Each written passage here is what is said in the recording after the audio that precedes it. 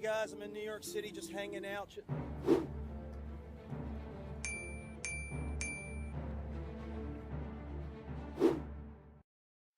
That's right, friends. Some NPCs are friendlier than others. Welcome to another Roll20 tutorial video. I am so happy to see you back. Let's make a small recap. For our current project, Dream of Dragons, we have the landing page, we have the maps, we have dynamic walls, dynamic lights, and doors. Last episode was about placing some folders to organize everything in the project, and now we're going to fill those folders with NPCs and tokens. These are the two NPCs in this adventure, Arlandin Vilwaka and Rena Brizzle. All the adventures we write describe what the NPCs are. And by that, I mean they have a stat block within the book or class levels. Okay, but enough of this, let's go to the app. Let's go to Roll20. If you look at the top right, last time we were working in the journal section right here. Today, you need to go to the compendium section. It is right here. The compendium is basically everything within the system. Dungeons & Dragons 5th edition. Backgrounds, classes, spells, species, and the monsters. The stat block of the knight included in those monsters is the one that we need for Rena Brizzle. We know that she's a knight, so type the name in the search bar and just click and drag. One quick note, you can choose to use the stat blocks from 5th edition 2014 if that fits your project. In this case, I am going to go for the 2024 version of the knight. Place the token on the map and you will open this character page. We don't need it for now, so you can close it. This token has vision, so take a minute to appreciate how well the dynamic light works in Roll20 and how it looks. And of course, we did an amazing job together placing walls and lights in our last episodes. Just take a look. You can move the token and everything switches with it. This is going to be Rena Brizzle. Let's create the second NPC. That one is a level 3 wizard. We're going to create it from scratch. Okay, so remember, right click on the folder you want to create the NPC at, and this is the window that will pop up.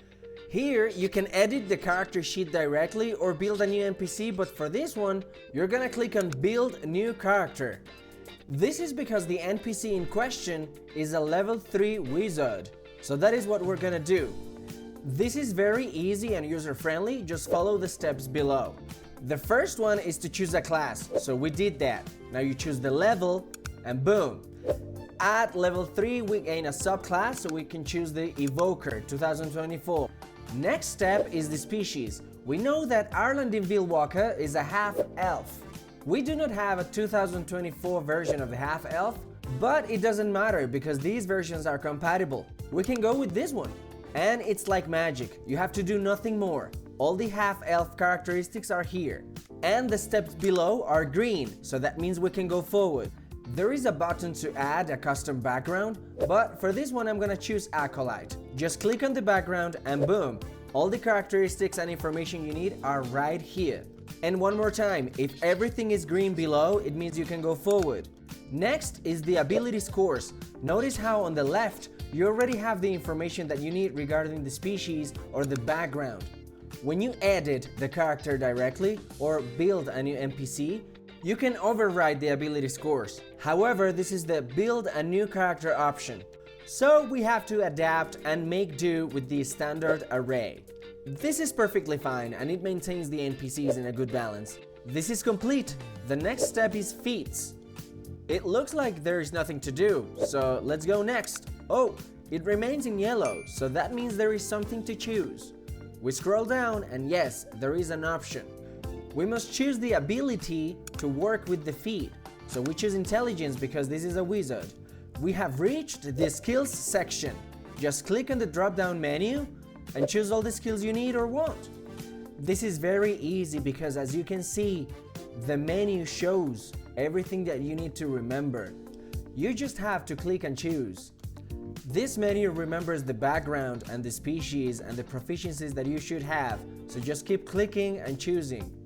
This is finished, so we can continue to the next section. The same mechanic is going to occur with the spells. I am going to speed this up, but please know that the menu is going to work in the same way. It is going to ask you to fill every single one of the spells you should know, and if for some reason you forgot anything, the spells section below is going to remain yellow. And of course, when you choose the last spell needed, it's gonna be green. Let's go to the next section, equipment.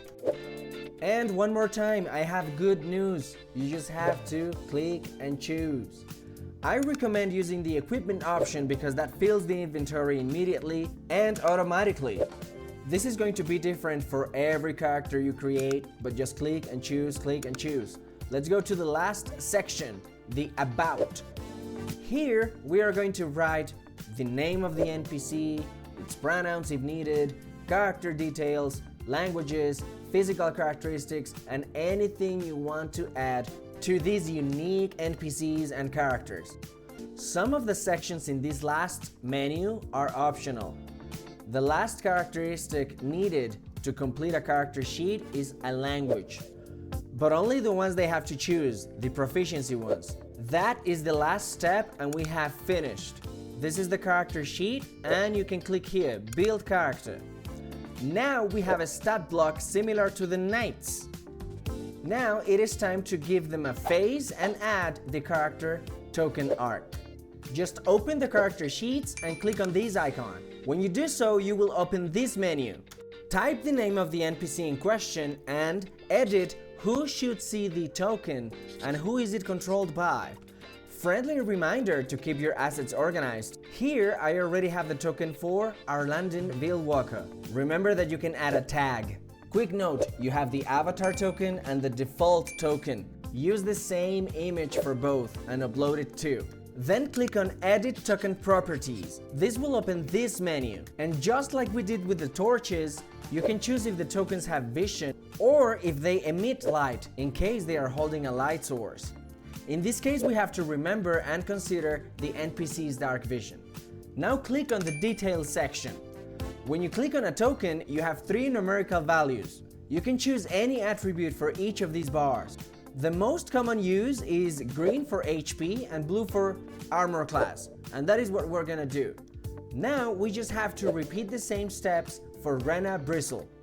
You only have to do this if you want to give this NPC a new face, and the only extra step you need is to remove the existing token so you can add the new one. I am going to speed this up a little bit and we've finished! Now we have the 2 NPCs of our adventure. And as you can see, the attributes for their hit points and armor class are shown in the bars and the small circles there. So there you have it. These are 2 different ways to create NPCs and add life to your adventure. If this was not very clear, or if you have more questions, leave a comment and stay tuned for my next video. I'm going to create more NPC tokens and monsters. Thank you so much for watching, and I'll see you in the next one.